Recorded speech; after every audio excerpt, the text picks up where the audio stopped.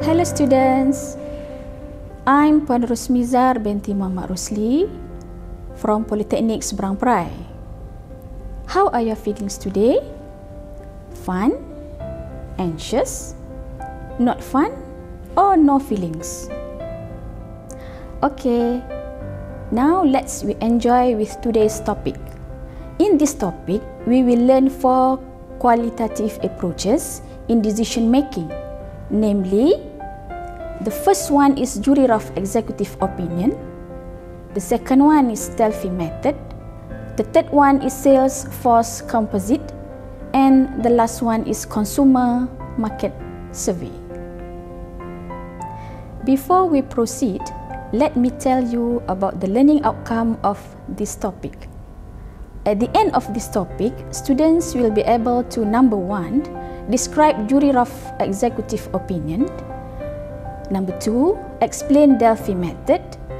Number 3, discuss Salesforce Composite. And number 4, explain consumer market survey.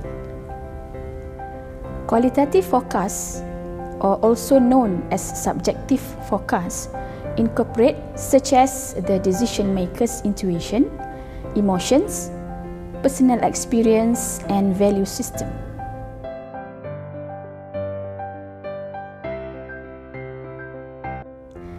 The first approach is on jury of executive opinion, which is techniques mostly used for new products or services, or when unusual events warrant revisions of existing forecasts. And the second point is relies on opinions, judgment, knowledge of high-level executive.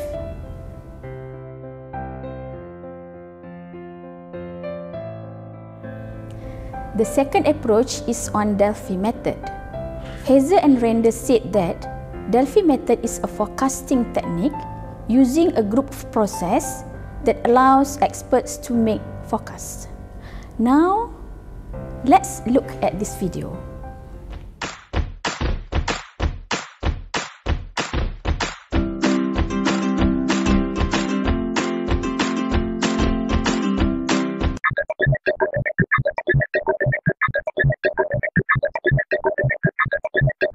The Delphi method is a structured communication technique or method, originally developed as a systematic, interactive forecasting method which relies on a panel of experts. The experts answer questionnaires in 2 or more rounds. After each round, a facilitator or change agent provides an anonymous summary of the experts' forecasts from the previous round as well as the reasons they provided for their judgments. Thus, experts are encouraged to revise their earlier answers in light of the replies of other members of their panel. It is believed that during this process the range of the answers will decrease and the group will converge towards the correct answer. Finally, the process is stopped after a predefined stop criterion, for example number of rounds, achievement of consensus, stability of results, and the mean or median scores of the final rounds determine the results. Delphi is based on the principle that forecasts, or decisions, from a structured group of individuals are more accurate than those from unstructured groups. The technique can also be adapted for use in face-to-face meetings, and is then called mini-Delphi or estimate talk estimate. Delphi has been widely used for business forecasting and has certain advantages over another structured forecasting approach, prediction markets. The name Delphi derives from the Oracle of Delphi, although the authors of the method were unhappy with the oracular connotation of the name, smacking a little of the occult. The Delphi method is based on the assumption that group judgments are more valid than individual judgments. The Delphi method was developed at the beginning of the Cold War to forecast the impact of technology on warfare. In 1944, General Henry H. Arnold ordered the creation of the report for the U.S. Army Air Corps on the future technological capabilities that might be used by the military. Different approaches were tried, but the shortcomings of traditional forecasting methods, such as theoretical approach, quantitative models or trend extrapolation, quickly became apparent in areas where precise scientific laws have not been established yet. To combat these shortcomings, The Delphi method was developed by project ran during the 1950s to 1960s, 1959, by Olaf Helmer, Norman Dahlke, and Nicholas Rescher. It has been used ever since, together with various modifications and reformulations, such as the IM&Delphi procedure. Experts were asked to give their opinion on the probability, frequency, and intensity of possible enemy attacks. Other experts could anonymously give feedback. This process was repeated several times until a consensus emerged. The following key characteristics of the Delphi method help the participants to focus on the issues at hand and separate Delphi from other methodologies. In this technique, a panel of experts is drawn from both inside and outside the organization. The panel consists of experts having knowledge of the area requiring decision-making. Each expert is asked to make anonymous predictions. Usually all participants remain anonymous. Their identity is not revealed, even after the completion of the final report. This prevents the authority, personality, or reputation of some participants from dominating others in the process. Arguably, it also frees participants, to some extent, from their personal biases, minimizes the bandwagon effect or halo effect, allows free expression of opinions, encourages open critique, and facilitates admission of errors when revising earlier judgments. The initial contributions from the experts are collected in the form of answers to questionnaires and their comments to these answers. The panel director controls the interactions among the participants by processing the information and filtering out irrelevant content. This avoids the negative effects of face-to-face panel discussions and solves the usual problems of group dynamics.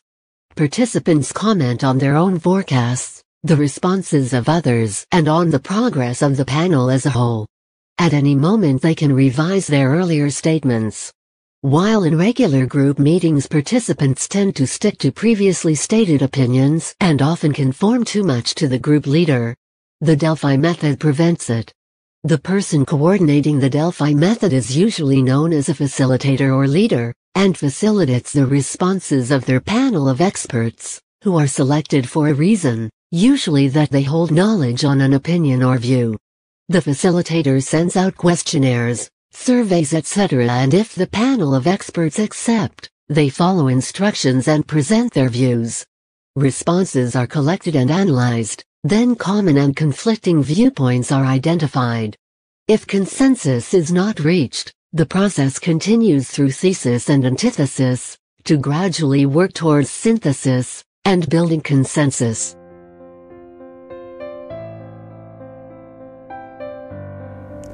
The third approach is on Salesforce Composite, a forecasting technique based on salesperson estimates of expected sales. Each salesperson estimates what sales will be in his or her region.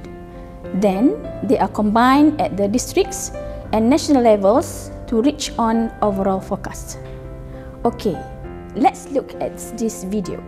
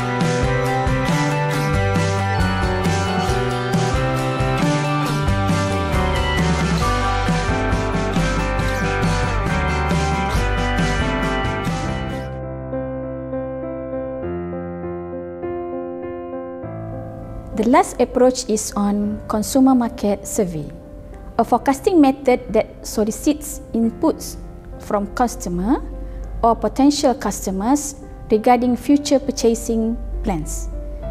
And again, let's look at this video. So without wasting more time, let's come to the video. What is consumer research process? Consumer research process is a process done to know and understand the market customers so that the company can know the need and demand of the market, and they can produce goods and services accordingly, which will help them to sell maximum goods at the end in the market. We all know in every market there are a number of customers with different needs, different tastes, and demand of each market is entirely different.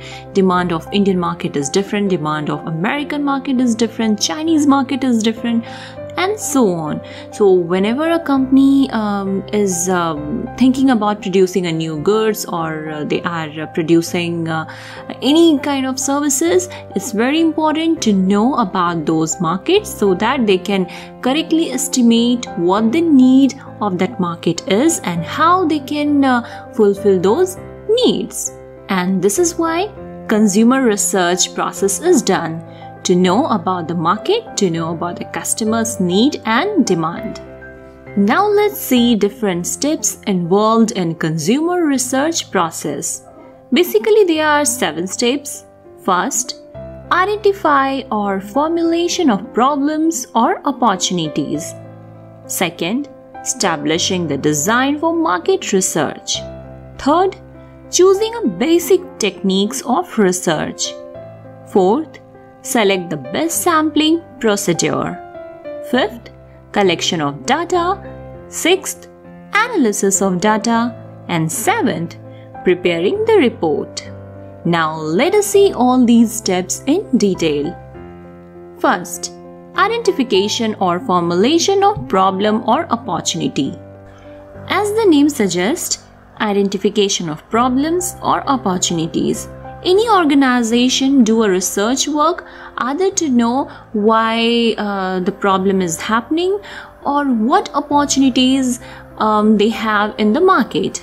Any organization who feel that their customer is not purchasing their product, or their sell ratio is going down, or their customer is shifting toward other competitors, they wants to know why that problem is happening.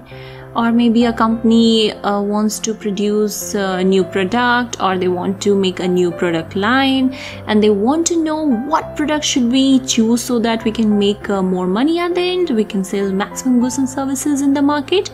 So they try to understand what is current demand, or what is the current situation of the market, what customers are looking for, what is the need of customers in today's market. So only to know those things, this step is done. This is the first step, which help researcher to analyze and find out the problems and opportunities. This step help them to know, to find out the causes, benefits, objective, and to measure the problems so that they can solve it. The second step comes establishing the design for market research. Once we know what is the problem or what topic we have, about what research we have to do, now it comes to make a design. Okay, how the research work is going to be, what we have to do the first, how we can do it, and so on. So this is the second step, where we design actual market research. Here there is 2 types of designs. First, descriptive, and second, casual design. In descriptive design, the researchers try to find out the answers related to their question through calculative method such as mean, median, or mode. Whereas in casual design, researchers calculate it by regression analysis to formulate the combination of 2 or more variables. Next step we have choosing a basic techniques of research. Here research can be done through 2 types, market survey or by observation. In market survey, researchers acquire the market data, trends, and changing factors. Thus, the survey also helped to define the structure of market challenges and opportunity. Whereas in observation, a researcher tried to observe their customers and try to make a report of their interests, their needs, their requirements, and the way they are behaving toward their product and the way they are seeing their competitors' product. They try to figure out how they think and why their interest is fluctuating, so that they can figure it out what the problem is and how they can solve the problem, or they can figure out what they are looking for. Next step we have select the best sampling procedure. In this process, a technique is adopted in which we choose a subgroup from a population to participate in the study. It is the process of selecting a number of individuals for a study in such a way that individuals selected represent the large group from which they are selected. There are two major sampling procedures in research. These are probability and non-probability sampling. In probability sampling, everyone has an equal chance of being selected. There are four basic types of sampling procedures associated with probability sampling. These are random sampling, systematic sampling, stratified sampling, and cluster.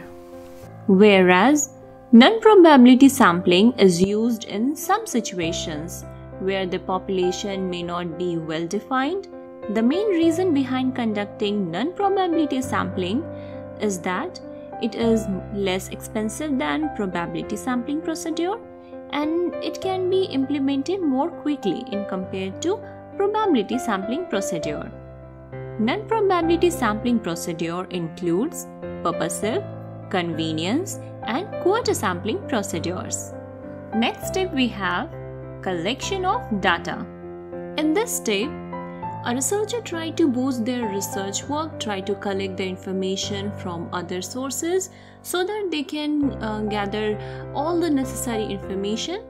So here researcher will collect data from several sources, like they create a survey in a particular target market for acquiring the necessary information related to their problem. They can collect the data through direct marketing such as website survey, email marketing survey. They can create ads for survey and so on.